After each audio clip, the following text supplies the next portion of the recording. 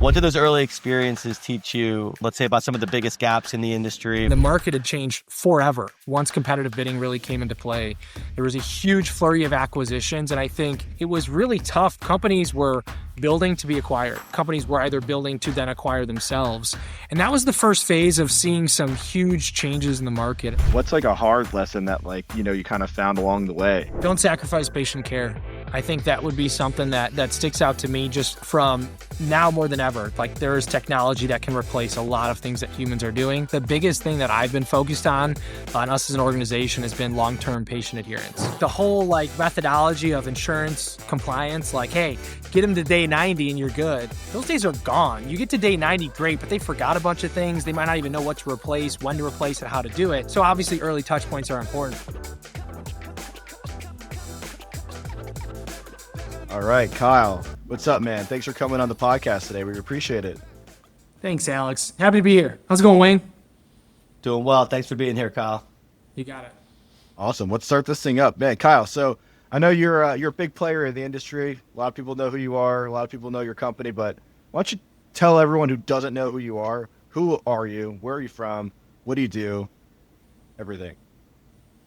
The whole story. All right. My name's Kyle Neese. We were just kind of talking right before this. I am Chicago born and raised, still live here. Started my career building some cubicles. Part of a family business. We ran really one of the first ever call centers for sleep resupply. And my summers, unlike you living in Charlotte, they were building cubicles and helping build the business. And I would have never thought I would have landed in the HME world, to be honest with you. And the cards landed, really in the right way. I ended up coming on full time. My last full year of college, I worked full time, and I've never left the industry, and it's been a blessing. I've worked in a couple different realms. I've gotten to see the SaaS world, obviously the call center background. I've gotten to see, medical device manufacturing and what happens on that realm. And then most recently, I've been in revenue cycle management and absolutely loving it here at AccuServe.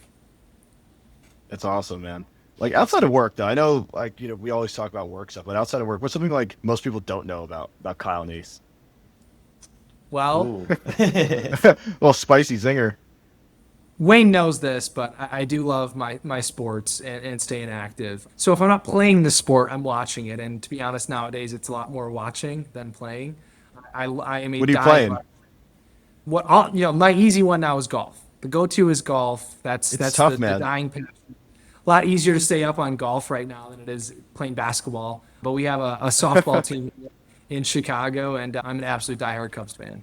Yeah, basketball is awesome. That's the only sport that I actually ever knew how to play. It's just that whenever you do these adult leagues, it seems like anytime you all play, everyone's getting hurt. You hear everyone screaming on the sidelines, everyone's pulling a groin, everyone's blowing it back out. But it's a good time. Yeah, basketball is definitely one as you get older, those ankles. Well, let me ask you this, Kyle. In your, I would say, not so far younger days, I know you spent time at Brightree, at React, before shifting to AccuServe, which is super exciting. What did those early experiences teach you, let's say, about some of the biggest gaps in the industry, or perhaps things you saw then that are finally changing now? Just any general thoughts on having all these different perspectives? Yeah, I think it's something that's constantly changed, at least since I've been in the industry. I got to come in right before competitive bidding. So kind of from a timeline perspective, that was interesting, right? You learned a lot, and the market had changed forever once competitive bidding really came into play. There was a huge flurry of acquisitions, and I think it was really tough. The first wave of that was, companies were building to be acquired. Companies were either building to then acquire themselves. And that was the first phase of seeing some huge changes in the market. And then, you hit COVID. And the people who didn't want to change, the people who were stuck in the mud and kept things the way they were forced. Some people, unfortunately, had to close those doors and turn the lights off and get acquired for pennies on the dollar. But the people who adapted, the people who moved from, I will never, allow a virtual setup. Every single patient I ever work with will be in my storefront. They were forced to make changes, or their business was going to be stuck in that mud. So I think, a core, piece to look at there, Wayne, is don't get stuck in the mud. You got to keep your eye open on what's out there, who those up and coming players are. And, if you can't do it yourself, partner with somebody who can. And I think now more than ever, I'm starting to see as we get to present day, people are embracing change. People are embracing partnerships. It's not a pride thing that you have to do every single thing from start to finish in your organization. There's a lot of great people and a lot of great softwares that can allow you to be more efficient. And I don't want to get cheesy, but I always say it. focus on what you do best and outsource the rest. And I think we're starting to see a lot of that in the outsourcing world, but also some obviously changes in tech, as you guys are well aware of. What's like a lesson that you've learned through all this craziness? I know COVID was a weird one, a lot of curveballs being thrown everywhere. What's like a hard lesson that like, you kind of found along the way? Don't sacrifice patient care. I think that would be something that sticks out to me just from now more than ever. Like there is technology that can replace a lot of things that humans are doing. It's great to embrace it, and I think a blended mold of that. And I think personally that's something where it's a hard balance with call center background, with wanting to be cutting edge tech. Embrace that change, but do not sacrifice patient care. Whatever you do, that's what's made you who you are, and what makes this industry special. We don't get a lot of love in the HME world compared to a lot of the medical field. And I think, again, the farther we sway away from that, I Yeah. think that puts jeopardy into this industry. I saw you put up a video on LinkedIn, actually. I was just looking at it, and you said something about how when you're reaching out to some patients, I think for a resupply or for whatever it is, that one touch point might be the only call that person might receive all week. So make it count, right? And I thought that was a nice thing that you don't really think about when you're speaking to maybe elderly people, right? I'm glad you watched it. Yeah. That's step one. Good but homework, Alex. Yeah, Alex did no his kidding, homework. right? Gold All, stuff all the there. work we're putting in on LinkedIn Yep. is pulling through here. Yeah. But it's the you got reality. a fan.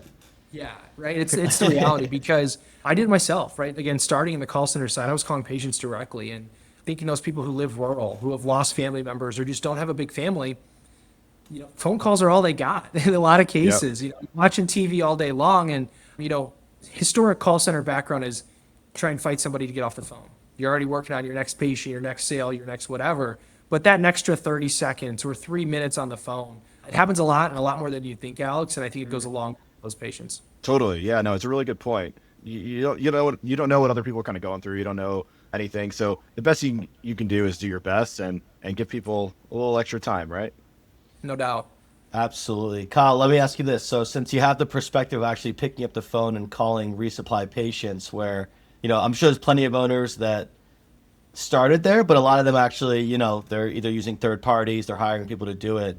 What is the number one problem you would say most providers don't realize that they have in resupply, especially, having your perspective actually picking up the phone and speaking with these patients from back in the day?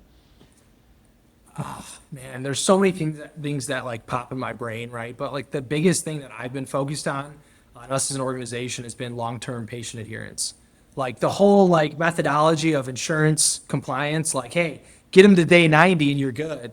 Those days are gone. You get to day Yeah. 90, great, but they forgot a bunch of things. They might not even know what to replace, when to replace it, how to do it.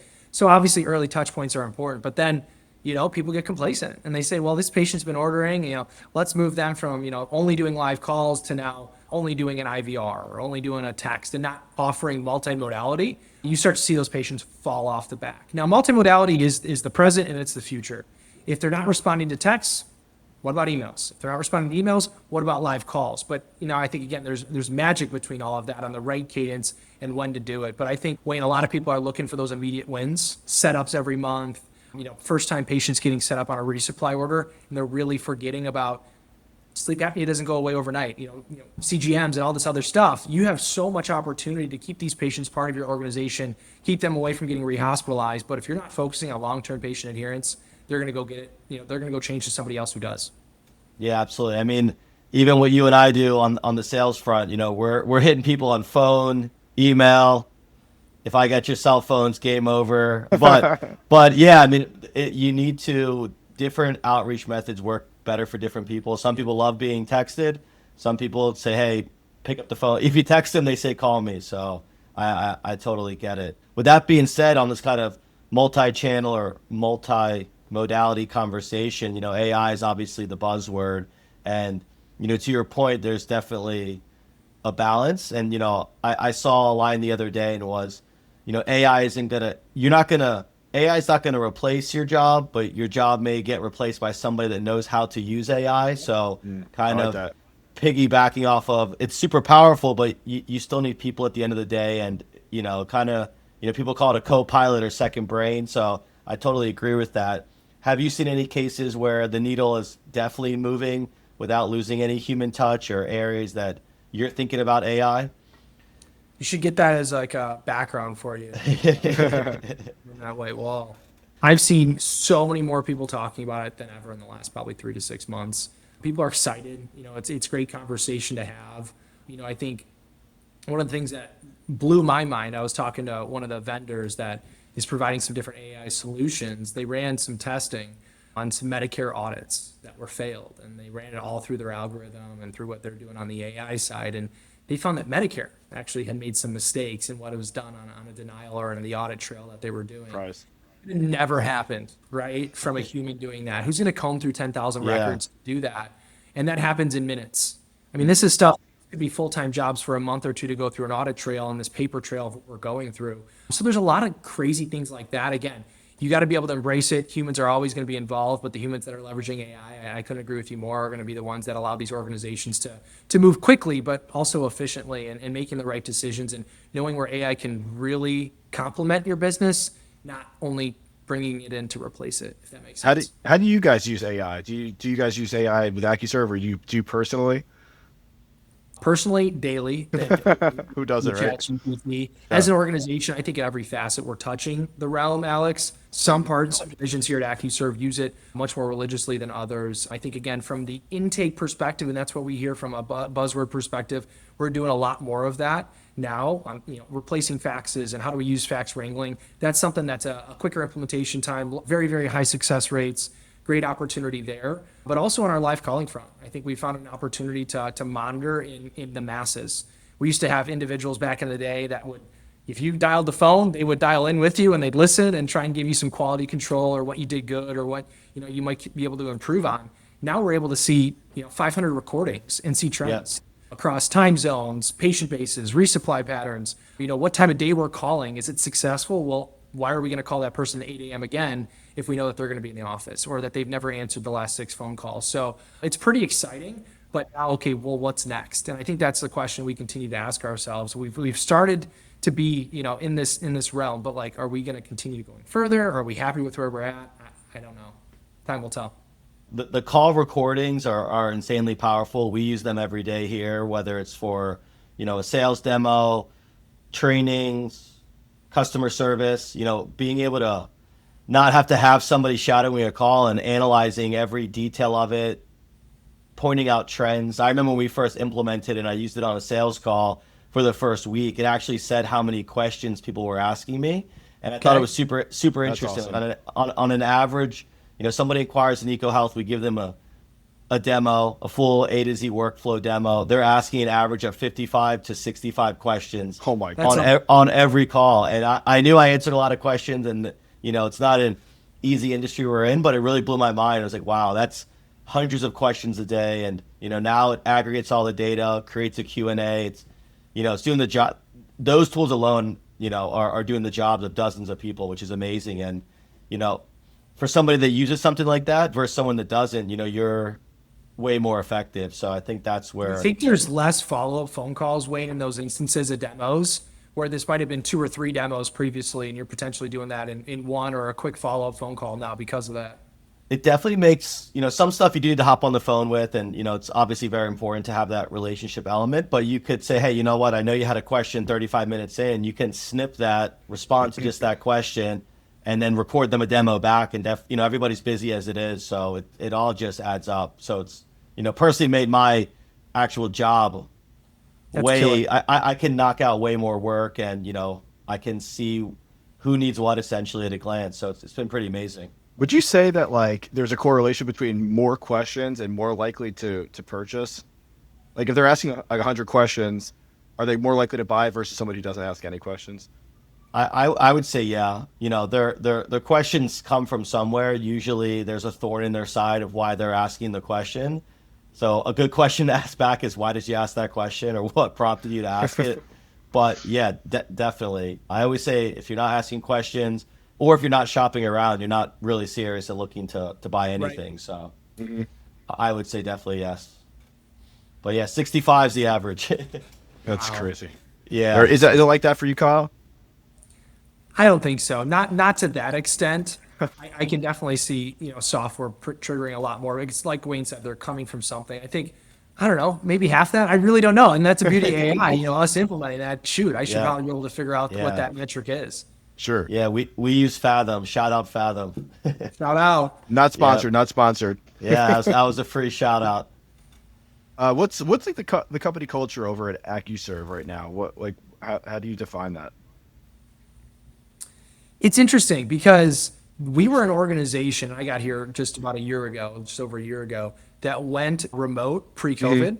So we're used to that model, but it's just such a family atmosphere still, even as we've grown drastically, Alex. Like, a lot of, again, whether it's a virtual team call where, it's on a Friday afternoon and people are doing a mini happy hour, or people are getting the opportunity to cross between different teams. I think we've done a lot of reorging over the last couple of years here to put people where they can be most successful. And I think that's just, again, back to culture, like really helps people want to be here. But, I think as we see new people at AccuServe, posting on LinkedIn, and I don't know, when I got here, people were just so welcoming. And I think, again, awesome. that transpires through our customer calls and like, having referrals, be able to be a sales guy and call a customer and say, hey, just want to know if you'd be able, to be a reference, and always getting a yes. I mean, that says a lot about what we're doing as an organization, but they like the people that they're working with at AccuServe. But yeah. What's like Yeah. a telltale sign of like a good or a bad company culture when you're walking into an organization? We are a meeting culture and we're a meeting culture. Like, you got to eliminate these meetings. This is what we're doing all day long, Yeah, every this day. could have been an email. This could have been an email. Exactly, man. I think that's some of it. Hey, we meet a lot. That's how we do it. Again, like the DMEs who are potentially stuck in the mud, these organizations can't be stuck in the mud either. I think I don't know, Wayne, what do you think? That's usually one of the It's things like that's that whole like this is always how we've done things, right? yeah. Yeah.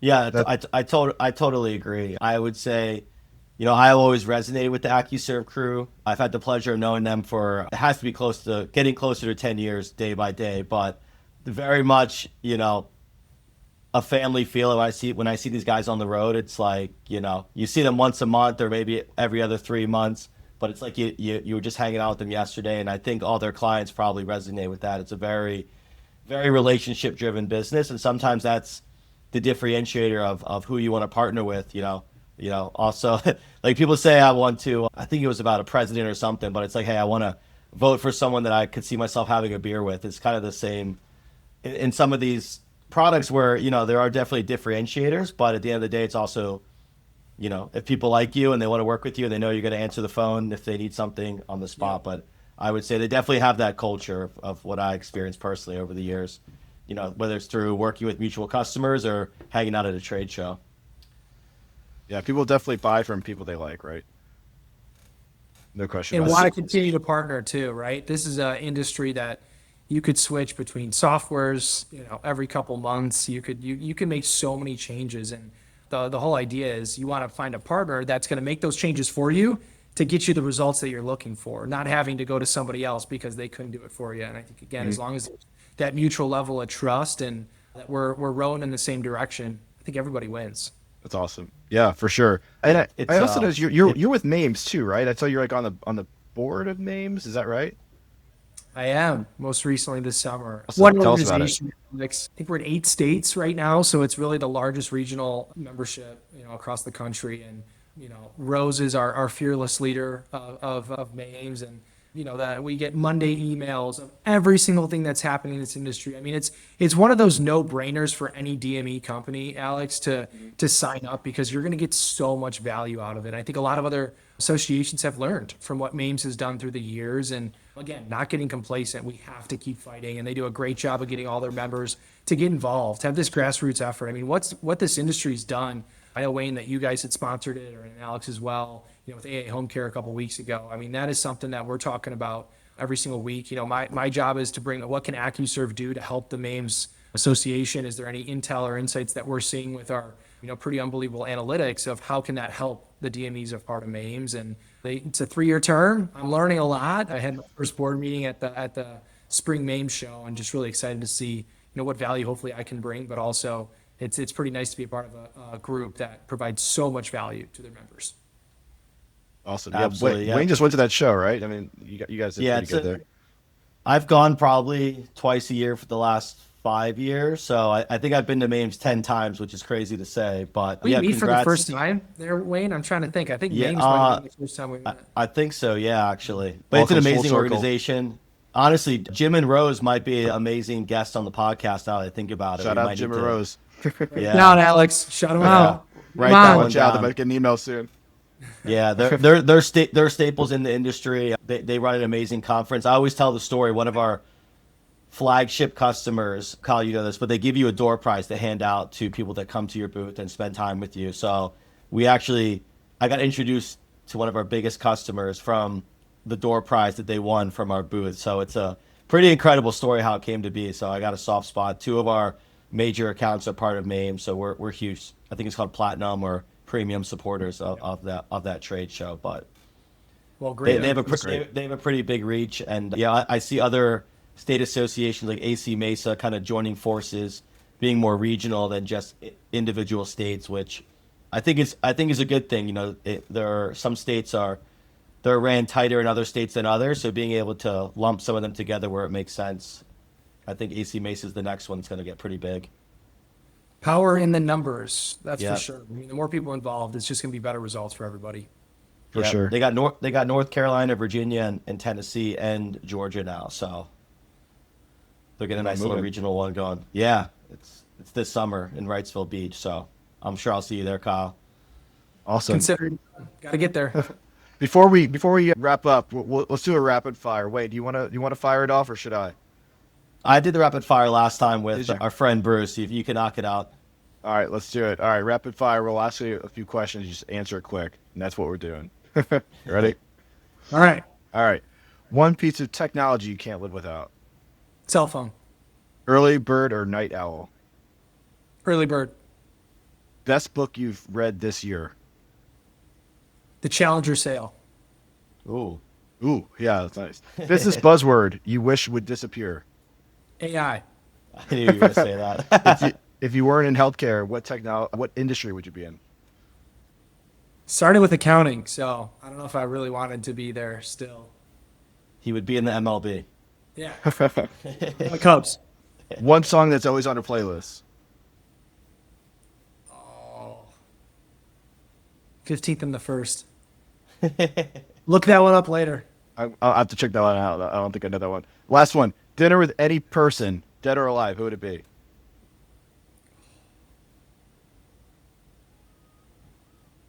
Three. Most recently, Scotty Scheffler. Gotta Nice. get in that guy set. He can't stop winning. He's just Very such alive. a calm, collected guy. Scotty. I know. Guy goes to jail and comes back. Better than Emma. Unbelievable. All right, cool. I think we're all set here, Kyle. Wayne, what do you think, man? You think we nailed everything we needed to today? I think we did. This was awesome, Kyle. Really appreciate it. Short and sweet. Yeah, Can't wait to perfect. see you guys again in person, but appreciate the invite and see you guys soon. This was fun. Absolutely. Let's do it again. Yeah, thanks absolutely. thanks for coming through. Let's do it again. Take care. See you guys.